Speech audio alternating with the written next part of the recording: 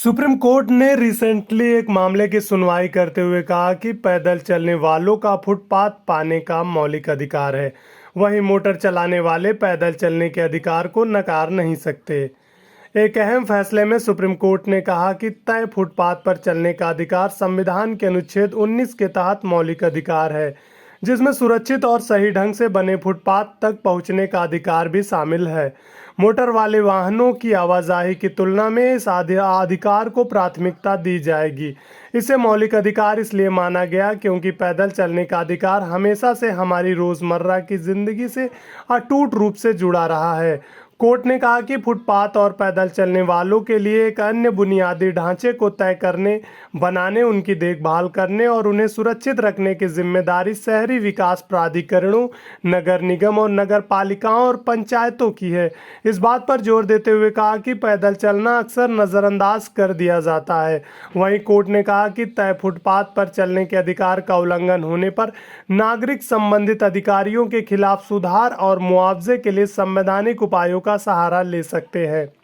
वहीं कोर्ट ने साफ किया कि ऐसे उपाय मोटर वाहन अधिनियम के तहत उपलब्ध उपायों से अलग होंगे।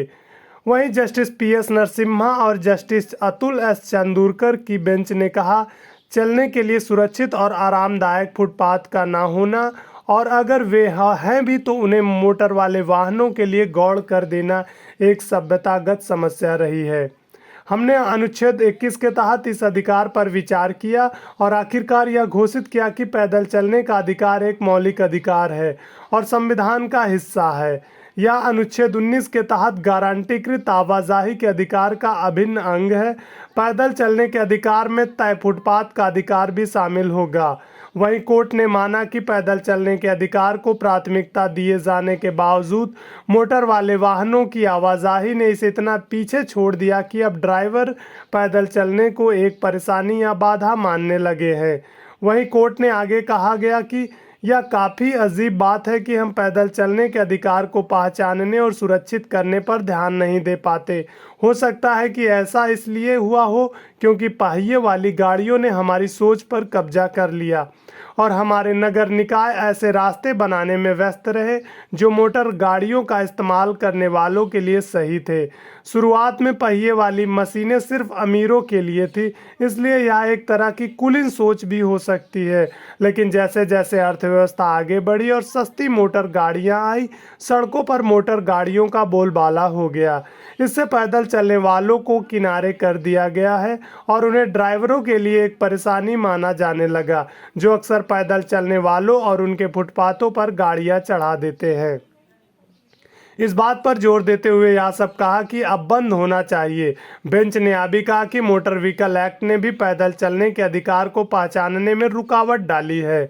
अब से ऐसा नहीं होना चाहिए क्योंकि हम तय फुटपाथों पर पैदल चलने के मौलिक अधिकार की घोषणा करते हैं। मोटर व्हीकल एक्ट कभी भी ऐसा कानून नहीं रहा जिसने पैदल चलने के मौलिक अधिकार को मान्यता दी हो।